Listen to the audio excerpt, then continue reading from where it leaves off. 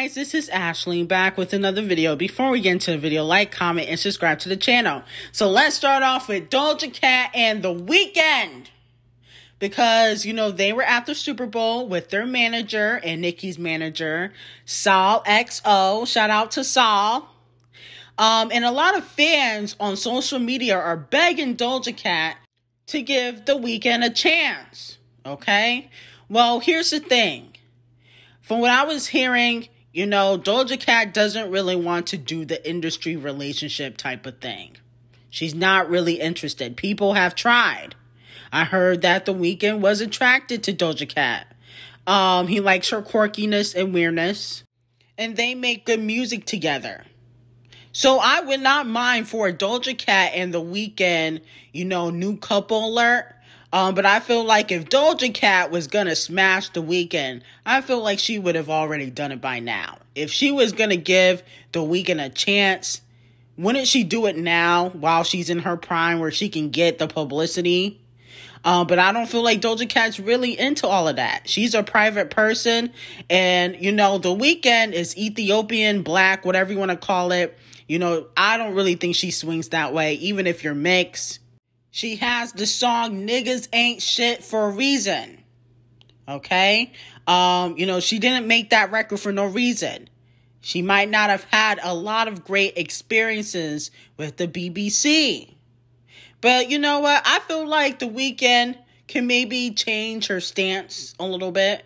Because, you know, The Weeknd, he's never really doing too much. He's not a clout chaser. And he's very talented. But they really don't need a PR relationship. But it still would be cute, though. Moving on to Nicki Minaj. She debuted at number 2 on Billboard, which is still good. Okay? You know, I don't want anybody to get discouraged because we know how Billboard likes to play games. Nicki Minaj also makes history. Because Nicki Minaj has the most hits on the digital sales chart. Okay? So like I said before, don't get discouraged because like I told you guys like a week ago or maybe like a few days ago, Billboard was checking Nicki Minaj's sales like they did The Weeknd.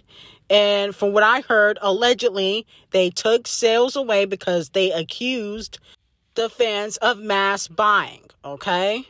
Which they don't do that for every artist. They only feel like they have to pick and choose certain artists that they really don't F with. But that just means next time around, you know, Nicki could possibly get a number 1. We just got to go harder next time around. Don't let Billboard discourage you because at the end of the day, we know that Nicki Minaj is a legend. She's an icon. And like she says, she doesn't need to go number 1. But I have a feeling that she already knew that she wasn't going number 1. And that's why she was liking those tweets. Okay? But Billboard needs to do the right thing. Because eventually artists are just going to stop posting Billboard. And that's no longer going to validate if an artist is successful. If they keep trying to pick and choose who gets number 1s.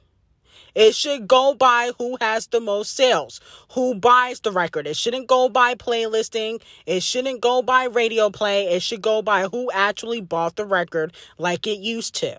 But they want to play games because, you know, labels have to buy playlisting and radio.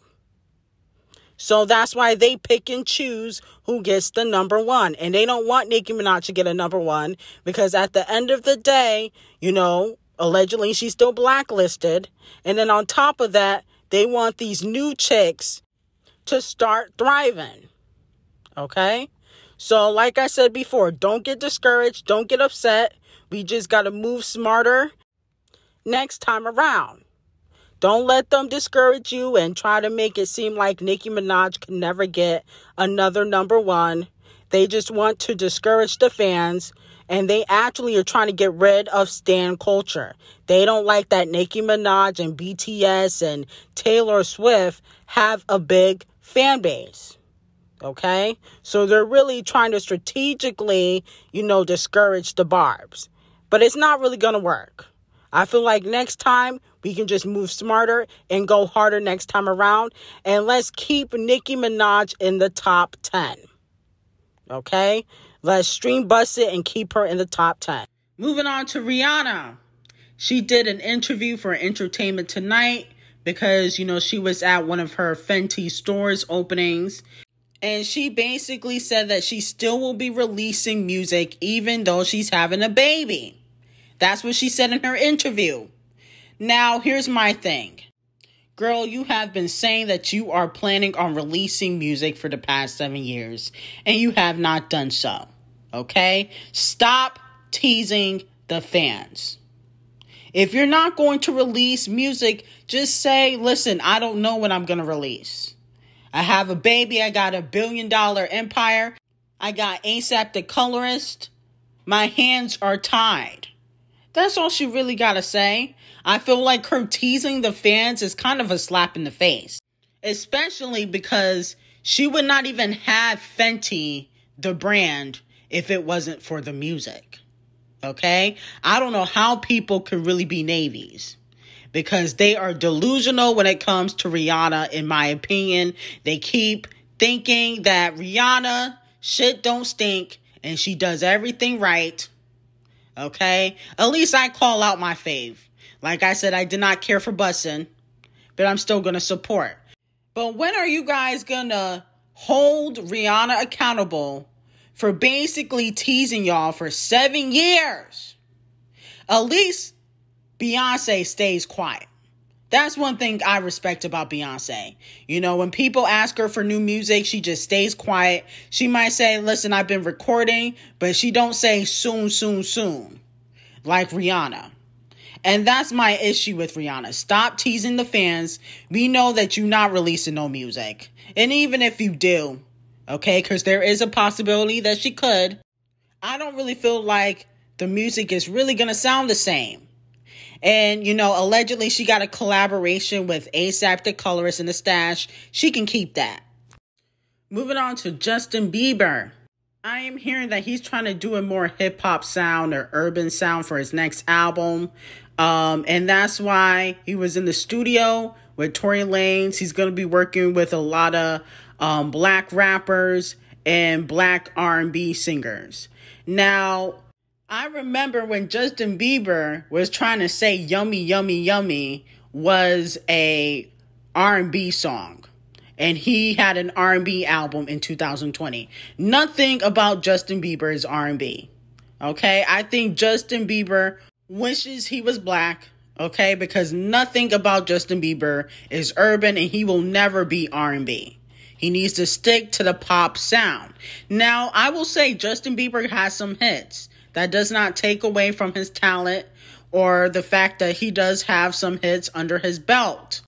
But I feel like he tries to pander to black people a lot of the times. When he says that some of his songs are R&B when it's really not, is on pop radio, is not on urban radio.